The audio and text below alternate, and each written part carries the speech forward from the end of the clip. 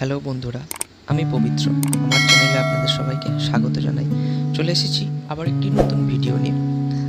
আগের ভিডিওতে আপনাদের দেখিয়েছিলাম আছিপুরে আছু বাবুর তৈরি চাইনিজ মন্দির। এখন আমরা চাইনিজ মন্দির থেকে বেরিয়ে চলেছি হুগলি নদীর তীরে আছু বাবুর সমাধিস্থলে। চলুন দেখিয়ে আনি আপনাদের সেই আছু বাবুর সমাধি।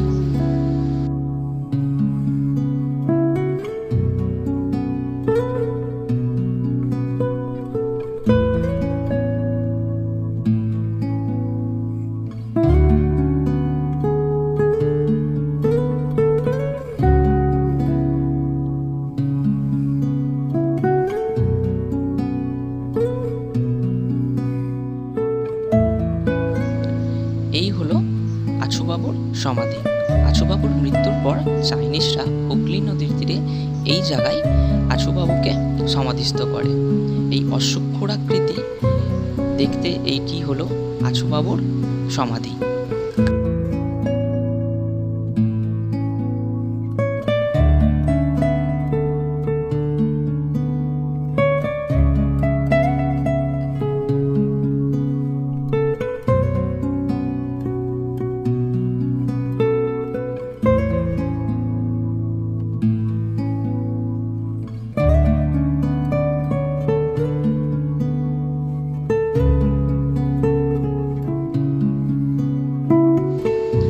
আর এই আছু বাবুর সমাধির ঠিক সামনে দিয়ে বয়ে চলেছে হুগলি নদী। কি অপরূপ সৌন্দর্য এই নদীটির! বারবার এখানে এলে মনে হয় যেন এখানেই থেকে যাই।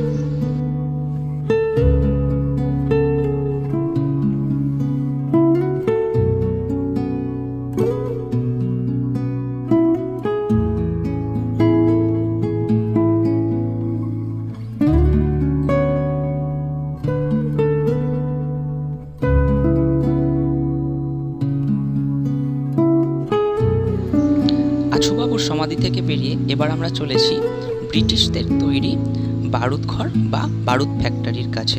চলুন ঘুরিয়ে নিয়ে আসি সেই বারুদ ঘরের কাছ থেকে।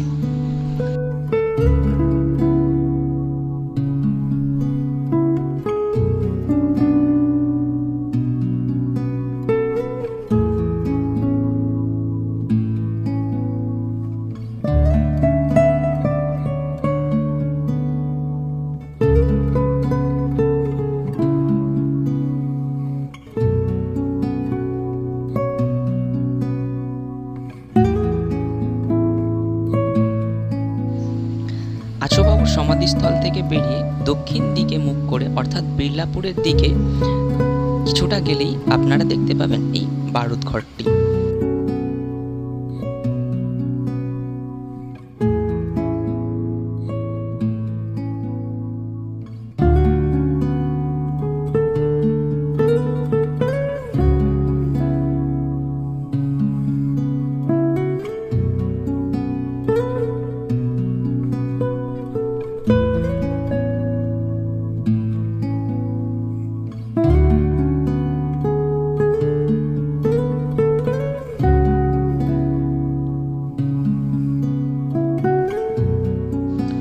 রাস্তায় যেতে যেতে শুভদীপ বলল হঠাৎ করে ওর তৃষ্ণা পেয়েছে, তাই ও এখন কোল্ড ড্রিঙ্কস কিনলো।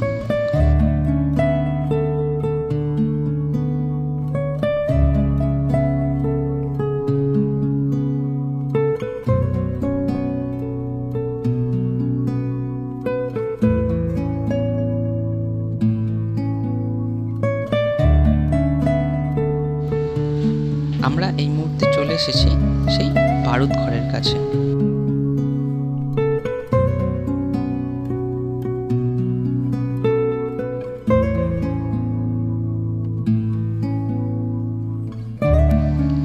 আছিপুর থেকে দক্ষিণের দিকে আসলে অর্থাৎ বিড়লাপুরের দিকে গেলে দেখা যাবে ব্রিটিশদের তৈরি এই বারুদ ঘর।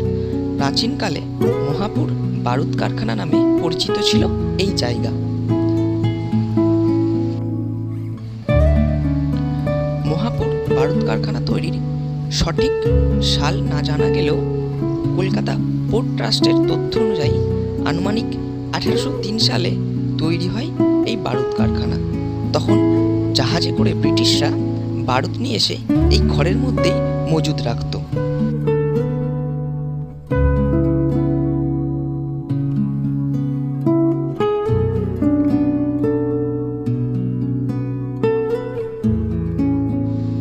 সময়ের সাথে সাথে আজ ভারতবর্ষ ছেড়েছে ব্রিটিশরা। আজ শুধুই এই জায়গাগুলো তার ইতিহাস নিয়ে বয়ে বেড়াচ্ছে, রয়েছে তার শুধুই ধ্বংসাবশেষ ছাড়া আর কিছুই না।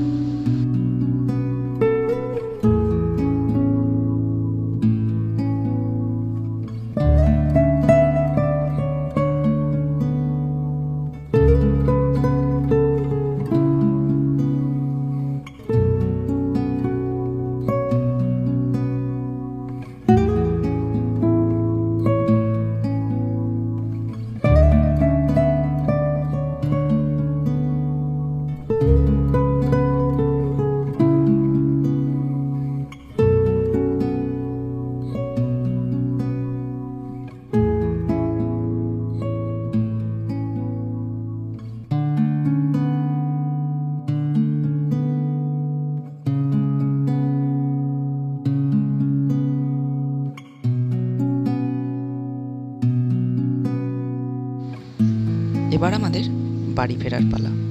আমি আর আমার বন্ধু শুভদীপ চললাম বাড়ির উদ্দেশ্যে।